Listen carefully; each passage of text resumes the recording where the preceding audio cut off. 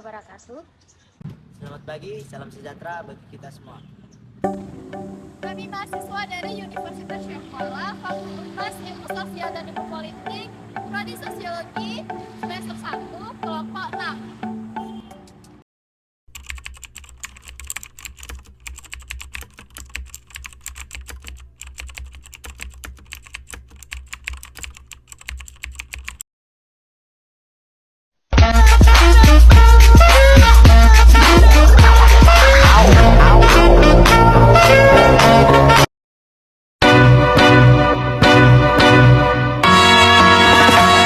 Singing low while I pop a bottle off of your chain swinging, clang clang, and it costs a lot. Bitch, I'm always at the guala, yeah, and you are not badass beat. Keep on going till you hit the spot. Whoa, I'm a big bag hunter with the bow. She got a big bed. Komunikasi kelompok. Apa sih komunikasi kelompok itu? Komunikasi kelompok adalah komunikasi yang berlangsung antara beberapa orang dalam suatu kelompok kecil, seperti pada rapat, pertemuan, dan konferensi. Ada beberapa pengertian komunikasi kelompok menurut para ahli. Yang pertama, pengertian komunikasi kelompok menurut Michel Bergen. Menurut Michel Bergen, komunikasi kelompok adalah interaksi tatap muka dari 3 individu atau lebih dengan tujuan yang sudah diketahui sebelumnya, seperti berbagai informasi pemeliharaan diri, pemecahan masalah yang anggota-anggotanya dapat mengingat karakteristik pribadi anggota kelompok lainnya dengan tepat. Yang kedua, pengertian komunikasi kelompok menurut Alvin A. Goldberg. Menurut Alvin, komunikasi kelompok adalah suatu bidang studi, penelitian, dan terapan yang berfokus bukan pada proses kelompok pada umumnya, tetapi pada tingkah laku komunikasi individu-individu di dalam kelompok diskusi kecil yang bersifat tatap muka. Yang ketiga, pengertian komunikasi kelompok menurut Onong U. Effendi.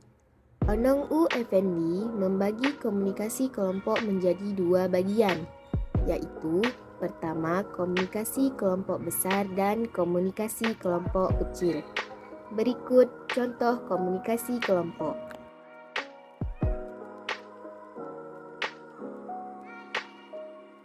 Baiklah, selanjutnya saya akan membahas tentang karakteristik dari komunikasi kelompok. Yang pertama, kepribadian kelompok.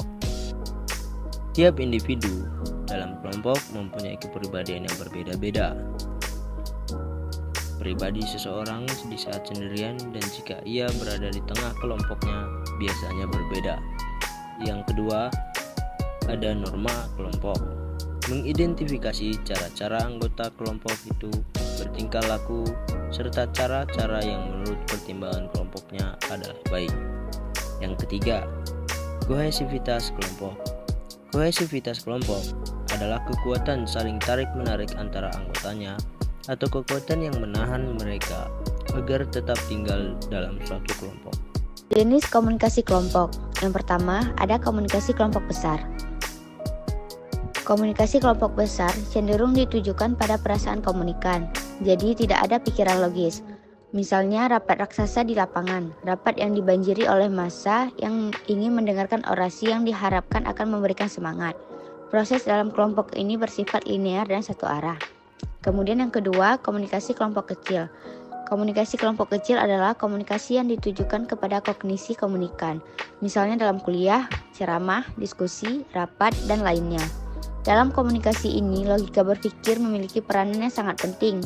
Prosesnya juga terjadi secara dialogis, tidak linear, tetapi sirkular. Dalam proses ini terjadi umpan balik karena komunikan dapat menanggapi uraian yang disampaikan komunikator. Selanjutnya, klasifikasi kelompok. Pertama, kelompok primer. Kelompok primer adalah suatu kelompok yang anggotanya berhubungan akrab personal dan menyentuh hati dalam asosiasi dan kerjasama.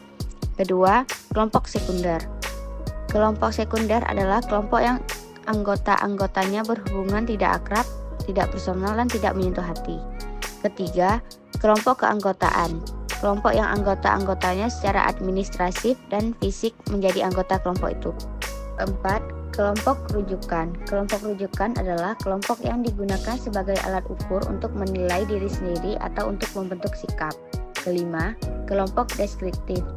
Kelompok deskriptif adalah kelompok berdasarkan proses pembentukannya secara alamiah. Dan keenam, kelompok preskriptif. Kelompok preskriptif adalah kelompok menurut langkah-langkah rasional yang harus dilewati oleh anggota kelompoknya untuk mencapai tujuannya. Nah, selanjutnya fungsi komunikasi kelompok. Adapun fungsi komunikasi kelompok diantaranya, yang pertama, fungsi hubungan sosial. Di sini dijelaskan bagaimana suatu kelompok mampu memelihara dan memantapkan hubungan sosial di antara para anggotanya. Yang kedua, fungsi pendidikan. Bagaimana sebuah kelompok secara formal maupun informal bekerja untuk mencapai dan mempertukarkan pengetahuannya. Yang ketiga, fungsi persuasi, di mana seorang anggota kelompok berupaya mempersuasi anggota lainnya supaya melakukan atau tidak melakukan sesuatu. Yang keempat, fungsi problem solving.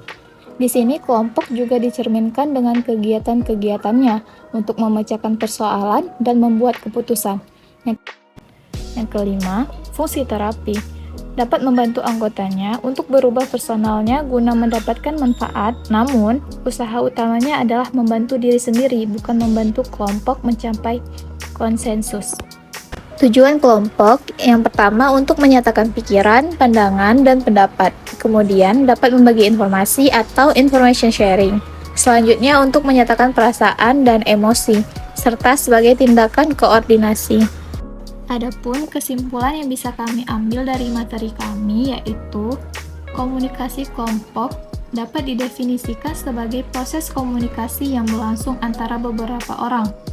Komunikasi kelompok juga komunikasi yang melibatkan setiap manusia dalam kehidupan berkelompok untuk mencapai tujuan dan memenuhi kebutuhan-kebutuhan hidupnya. Manusia secara sadar atau tidak sudah membentuk kelompok. Setiap anggota kelompok menjadi sumber dalam berkomunikasi seperti sumber kata-kata, isyarat, lambang-lambang yang semuanya mengandung arti.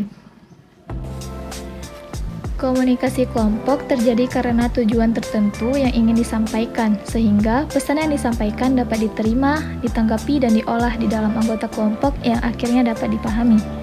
Komunikasi kelompok juga interaksi tatap muka dari 3 individu atau lebih dengan tujuan yang sudah diketahui sebelumnya, seperti berbagai informasi, pemecahan masalah, dan menjaga hubungan antar kelompok.